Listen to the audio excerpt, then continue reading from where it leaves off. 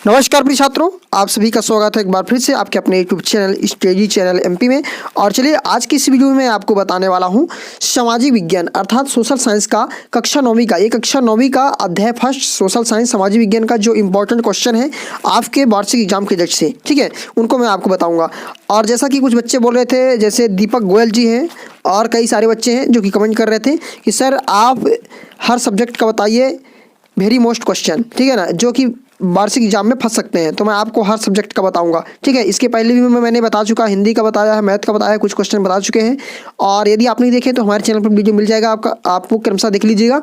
और जितने भी सब्जेक्ट के रह गए हैं या जितने भी सब्जेक्ट पाठों के रह गए हैं, मैं आपको सभी का हर सब्जेक्ट का हर पाठ का इंपॉर्टेंट क्वेश्चन बताऊंगा आपको, ठीक है, जो कि एग्जाम में पूछे जाने की 100% संभावना रहेगी, ठीक है, और आपके एग्जाम में फंसेगा। इसलिए मैं आपको चाहता हूं कि समय बहुत कम बचा हुआ है ना, तो आप एक काम करिए, इंपॉर्टेंट क्वेश्चन तैयार करिए वार्षिक एग्जाम की दृष्टि से, ठीक है, और आपका एग्जाम होगा ही, ठीक है, तो आप जरूर तैयार करिए। इसलिए मैं आपके लिए बता रहा हूँ, ठीक है, जो कि महत्वपूर्ण क्वेश्चन है। तो चलिए आपको मैं सर्वप्रथम इस वीडियो में आपको बता देता हूँ कि सामाजिक विज्ञान का मेरा पहला वीडियो है जो कि इंपॉर्टेंट क्वेश्चन से है। तो इसमें मैं अध्याय 1 और 2 का बताऊँगा, अध्याय 1 और 2 का जो इंपॉर्टेंट क्वेश्चन है वो बताऊँगा आपको, ठीक है, और फंसेगा ही आपके एग्जाम में, ठीक है, मेरा ये मानना है। तो चलिए सर्वप्रथम देखते हैं, है ना, मानव एवं पर्यावरण, ठीक है ना, मानव और पर्यावरण ये पाठ का नाम हो गया, ये अध्याय फर्स्ट का है। तो सर्वप्रथम देखिए मैं आपको दिखा देता हूँ सही विकल्प, है ना, जो सही विकल्प क्वेश्चन पूछे जाते हैं। तो जो भी मैं सही विकल्प बताऊंगा ये तो जल्दी याद हो जाते हैं, इनको जरूर आपको 2 से 3 बार देखना है तो जरूर याद हो जाएंगे, ठीक है। जैसे कि स्वर नापने की इकाई, ये स्वर नापने की इकाई जरूर पूछा जाता है, डेसिबल है, ठीक है ना, क्या होता है, डेसिबल होता है, ध्यान रखना है। स्वर नापने की इकाई डेसिबल आपके बुक में दिया हुआ है, ठीक है, तो आप देख सकते हैं, वहाँ भी टिक लगा सकते हैं।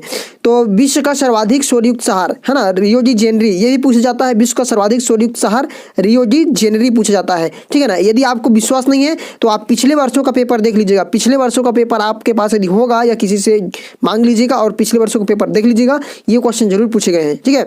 सर्वप्रथम ओजोन छिद्र 1985 में किस क्षेत्र में देखा गया? तो अंटार्कटिका में। कहाँ देखा गया? सर्वप्रथम ओजोन छिद्र जो है, ओजोन छिद्र 1985 में, कब? 1985 में किस क्षेत्र में देखा गया? तो अंटार्कटिका में देखा गया, ठीक है।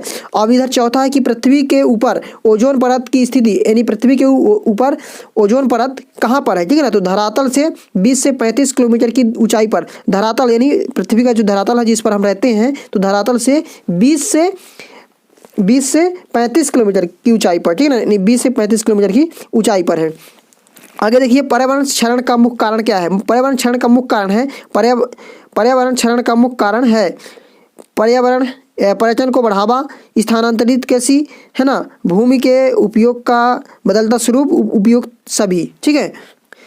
तो ये पहला हो जाएगा। और छठवां देखिए जनसंख्या विस्फोट से आशा है, जनसंख्या विस्फोट से क्या आशा है? मनुष्यों की जनसंख्या में निरंतर वृद्धि, ठीक है, निरंतर वृद्धि, जनसंख्या में निरंतर वृद्धि ही जनसंख्या विस्फोट से आशा है। यहाँ पर देखिए सातवां है काटो और जलाओ का संबंध किससे है? तो स्थानांतरित कृषि, ये भी महत्वपूर्ण है, ठीक है। और रिक्त स्थान जो यहाँ पर दिए हुए हैं आप देख सकते हैं, पहले में क्या हो जाएगा? संसाधन हो जाएगा, आप अपने बुक में भी भर लीजिएगा, ठीक है, मैं आपको दिखा रहा हूँ। और ये दूसरे में हो जाएगा 29 71, ठीक है।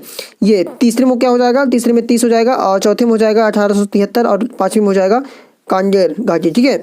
और चलिए महत्वपूर्ण क्वेश्चन आपको मैं बता देता हूं, जो कि लघु उत्तरी से, अति लघु उत्तरी से है, पर्यावरण से क्या आशा है, ये महत्वपूर्ण क्वेश्चन है, ठीक है। आपको क्वेश्चन में बताऊंगा, आप यदि स्क्रीनशॉट लेना चाहते हो तो इसका आंसर भी ले लीजिएगा, ठीक है, या अपने से बुक से आंसर देख लीजिएगा। तो जो इंपॉर्टेंट है वो भी बता रहा हूँ, ठीक है। तो जो पहला क्वेश्चन है इंपॉर्टेंट है, पर्यावरण से क्या आशा है। इसके साथ ही साथ ये जो आपका चौथा नंबर का है, ग्लोबल वार्मिंग क्या है, ग्लोबल वार्मिंग क्या है, ये भी इंपॉर्टेंट है, वेरी इंपॉर्टेंट है, ठीक है। तो इन्हें आप टिक कर लीजिए, ठीक है, और इंपॉर्टेंट क्वेश्चन जरूर तैयार कर ले। अब अगला देखिए, अगला इधर आपको बता देता हूँ, चलिए अब लघु उत्तरी में बताता हूँ आपको। तो देखिए लघु उत्तरी में क्या है, लघु उत्तरी में जो इंपॉर्टेंट क्वेश्चन है उनको देखिए। तो लघु उत्तरी में आपका जो महत्वपूर्ण क्वेश्चन ये है, प्रदूषण एवं प्रदूषक में क्या अंतर है, ठीक है, इसे तैयार कर ले, ठीक है। इसका आंसर ये हो जाएगा, ये डायग्राम बना हुआ है और इसका आंसर ये देखिए, आपको मैं दिखा देता हूँ। ये प्रदूषण क्या है? तो पर्यावरण की प्राकृतिक संरचना एवं संतुलन में उत्पन्न अवांछनीय हानिकारक पदार्थ प्रदूषक कहलाते हैं, जबकि प्रदूषक वे अनुपयोगी पदार्थ जो अनुचित मात्रा में मिलकर प्रदूषण के लिए जिम्मेदार होते हैं, प्रदूषक कहलाते हैं, ठीक है, ये, ठीक है। अब चलिए अगला मैं दिखाता हूँ आपको। तो देखिए लघुत्तरी में ये मृदा प्रदूषण वाला क्वेश्चन, मृदा प्रदूषण क्या है, इसके प्रमुख दुष्प्रभाव कौन कौन से हैं, ठीक है, ये महत्वपूर्ण है। और अगला है जनसंख्या विस्फोट। ये वेरी इंपॉर्टेंट है, आईएमपी है, यानी वेरी इंपॉर्टेंट क्वेश्चन है। जनसंख्या विस्फोट से क्या समझते हैं, ठीक है ना। ये और एक और स्थानांतरित कृषि। ये स्थानांतरित कृषि कैसे की जाती है, ये बहुत ही महत्वपूर्ण है, इसे जरूर तैयार कर लें। और इसके साथ ही साथ जनसंख्या विस्फोट से क्या आशा है, ये भी बहुत ही महत्वपूर्ण है, इसे जरूर तैयार कर लें, ठीक है। ये 2-3 क्वेश्चन मैंने जो बताया बहुत ही इंपॉर्टेंट है, ठीक है, और कई बार पूछे गए हैं, इसलिए मैं आपको बता रहा हूँ। अब नेक्स्ट चलिए दीर्घ उत्तरी में बता देता हूँ। तो दीर्घ उत्तरी में जो प्रश्न 3 है, प्रश्न 3, प्रदूषण से क्या आशा है, प्रदूषण के प्रकारों का वर्णन कीजिए। ये महत्वपूर्ण है, ठीक है। दीर्घ उत्तरी में ये क्वेश्चन महत्वपूर्ण है, आ सकता है, ठीक है ना। बहुत ही संभावना नहीं है लेकिन आ सकता है। तो ये है इसका आंसर, ये है और यहाँ तक इस आंसर है। इसके बाद इधर भी है इसका आंसर, ठीक है। ये प्रदूषण के जो प्रकार है, थोड़ा थोड़ा इनका वर्णन करना है यहाँ तक, ठीक है, ठीक है। तो इस प्रकार से आप आसानी से समझ सकते हैं। अब चलिए मैं आ गया हूँ अध्याय 2, ठीक है ना। अध्याय 2 में पर्यावरण संरक्षण के प्रयास एवं सफलताएं, ठीक है ना। तो अध्याय 2 से जो इंपॉर्टेंट क्वेश्चन है उनको मैं बताऊंगा आपको अब, ठीक है ना। यहाँ से भी कुछ क्वेश्चन ऐसे हैं जो कि बहुत ही संभावनाएं हैं आपके एग्जाम में फंसने की। तो चलिए, और आपको मैं बता देता हूँ कि जो ऑब्जेक्टिव टाइप का क्वेश्चन है ना, सही विकल्प जो 25 नंबर का पूछा जाता है, खाली स्थान, सही जोड़ी, इनमें से ऑब्जेक्टिव टाइप का ही पूछा जाता है। तो आपको इनमें से हर पाठों को तय पढ़ लेना है, 1 से 2 बार हर पाठों को, जो ऑब्जेक्टिव टाइप क्वेश्चन है, सही विकल्प है ना, खाली स्थान है, इनको देख लेना है, तो आपके एग्जाम में फंस जाएंगे, ठीक है ना, कोई दिक्कत नहीं। इसलिए चलिए मैं ऑब्जेक्टिव एक बार दिखा देता हूँ आपको। पहला है आधुनिक कृषि में प्रोत्साहन दिया जा रहा है, उपयोग सभी इसमें हो जाएगा, ठीक है। जल्दी से आप टिक लगा लीजिए अपने बुक में। तो पर्यावरण प्रभाव के निर्धारण का अंतिम स्तर क्या है, विस्तृत प्रभाव का निर्धारण, ठीक है। अगला देखिए, इधर भारत में पर्यावरण प्रभाव के लिए निर्धारित जिम्मेदारी है, पर्यावरण एवं वन मंत्रालय की चिपको आंदोलन प्रारंभ हुआ था। ये बहुत ही महत्वपूर्ण है, वेरी इंपॉर्टेंट है कि उत्तराखंड में, ठीक है ना। चिपको आंदोलन कहाँ से, उत्तराखंड में प्रारंभ हुआ था। भारत में सीएनजी का उपयोग सबसे पहले प्रारंभ हुआ, कहाँ हुआ, दिल्ली में, ठीक है ना। सीएनजी यानी कंप्रेस्ड नेचुरल गैस, ठीक है ना, सीएनजी तो सर्वप्रथम दिल्ली में उपयोग हुआ था। ये भी बहुत ही महत्वपूर्ण ऑब्जेक्टिव टाइप का क्वेश्चन है। इधर देखिए, खालिस्तान से जो साइलेंट वैली बिंदी राज्य का एक छोटा वन क्षेत्र है, तो केरल राज्य का साइलेंट वैली कहाँ है, केरल में है, बहुत ही महत्वपूर्ण है। चिपको आंदोलन की शुरुआत कब हुई, तो 1974 में हुई, बहुत ही महत्वपूर्ण है, ठीक है ना, इनको जरूर देख लीजिए आप। अब चलिए क्वेश्चन पर अति लघुत्तरी पहले मैं बता देता हूँ। जो अध्याय 2 से अति लघुत्तरी है, फिर लघुत्तरी, फिर दीर्घोत्तरी, सभी से मैं इंपॉर्टेंट क्वेश्चन आपको दिखाऊंगा और बताऊंगा, आप जरूर तैयार कर लें। आप अपने बुक से देख लें या स्क्रीनशॉट लेना चाहते हैं तो आंसर सहित मैं आपको दिखा रहा हूँ, स्क्रीनशॉट भी ले लें। तो पर्यावरण संरक्षण से क्या ऐसा है, समझाइए। तो ये बहुत ही महत्वपूर्ण है, पर्यावरण संरक्षण से अति लघुत्तरी है, ये आता है, ठीक है। तो मैं आंसर नहीं पढ़ूंगा, आपको दिखा रहा हूं, आप इसकी शॉट ले लें या फिर अपने बुक से देखकर लिख लें, ठीक है दोस्तों। तो चलिए अब अगला देखिए, अगला जो इंपॉर्टेंट क्वेश्चन है, ये प्रश्न नंबर 4 है कि जैविक कृषि अर्थात खेती से क्या समझते हैं, बहुत ही महत्वपूर्ण है जैविक कृषि, ठीक है ना, ये आता है। अब अगला देखिए प्रश्न नंबर 6, हमें पर्यावरण संरक्षण की आवश्यकता क्या होती है, ये भी बहुत ही महत्वपूर्ण है। तो 3 मैंने बता दिया अति लघुत्तरी से। अब चलिए लघुत्तरी आपको दिखाता हूँ। तो लघुत्तरी जो है, ये चिपको आंदोलन क्या है, इसके आधारभूत तत्व कौन कौन से है, ये चिपको आंदोलन वाला बहुत ही महत्वपूर्ण है, ठीक है ना। तो इसका आंसर यहाँ तक है, इसके आगे भी इधर है, तो इधर भी देख लीजिए, इसका आंसर है, आपको दिख रहा होगा ये, ठीक है, ये यहाँ तक है इसका आंसर, ठीक है ना। और अगला क्वेश्चन है जो लघुत्तरी में एक बहुत ही महत्वपूर्ण है कि सीएनजी से क्या आशा है, भारत में इसका सर्वाधिक प्रयोग किस क्षेत्र में किया जाता है, ये सीएनजी वाला क्वेश्चन, इसका आंसर यहाँ तक हो जाएगा, ठीक है।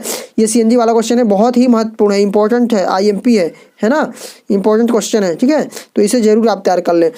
अब दीर्घ उत्तरी की बात करूं तो चिपको आंदोलन में दीर्घ उत्तरी भी क्वेश्चन बन सकता है। तो यही चिपको आंदोलन जो मैंने लघु उत्तरी में आपको दिखाया, इसी थोड़ा बढ़ा चढ़ा कर लिख देना है तो दीर्घ उत्तरी बन जाएगा, ठीक है ना।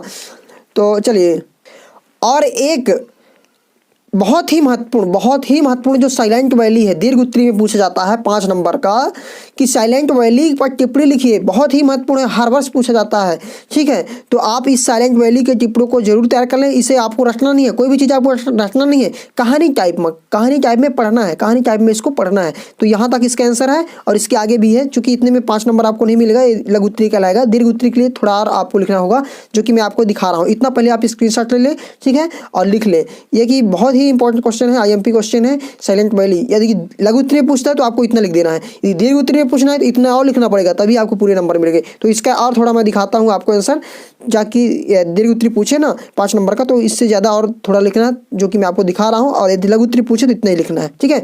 और दीर्घ उत्तरी पूछे तो इसके आगे और मैं दिखा रहा हूँ आपको आंसर।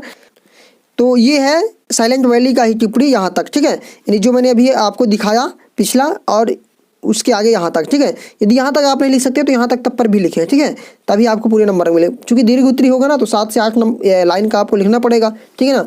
और यदि लघु उत्तरीय में है तो 5 से 6 लाइन लिख देंगे, तब पर भी नंबर मिल जाएगा। ठीक है, तो चलिए इसी के साथ मैं इस वीडियो को यहीं पर स्टॉप करता हूँ। और जितने भी क्वेश्चन आपके रह गए होंगे, यानी जितने भी पाठ हैं, और ठीक है ना, तो उन सभी पाठों का मैं इंपॉर्टेंट क्वेश्चन आपको बताऊंगा और हर सब्जेक्ट का बताऊंगा, आपके वार्षिक एग्जाम की तैयारी करवाऊंगा। ठीक है, तो फ्रेंड्स यदि आपको वीडियो अच्छा लगा हो तो प्लीज़ वीडियो लाइक कर दीजिएगा, दोस्तों के साथ शेयर कर दीजिएगा। और हाँ, एक निवेदन आपसे है कि यदि आप नए हैं, यदि आप चैनल को अभी तक सब्सक्राइब नहीं किए हैं, बेल आइकन को प्रेस नहीं किए हैं, तो यदि आपको अच्छा लग रहा है, यदि आपको विश्वास हो रहा है कि मैं इंपॉर्टेंट क्वेश्चन आपको बता रहा हूं, ठीक है, और बताऊंगा, तो यदि आपको ऐसा लग रहा है तो हमारे चैनल को जरूर आप सब्सक्राइब कर बेल आइकन को प्रेस कर लीजिएगा, ताकि जितने भी वीडियो मैं डालूं तो आपको सर्वप्रथम प्राप्त होता रहे। ठीक है फ्रेंड्स, तो चलिए चलता हूँ, फिर मिलता हूँ नए वीडियो में नए टॉपिक के साथ। जय हिंद, वंदे मातरम।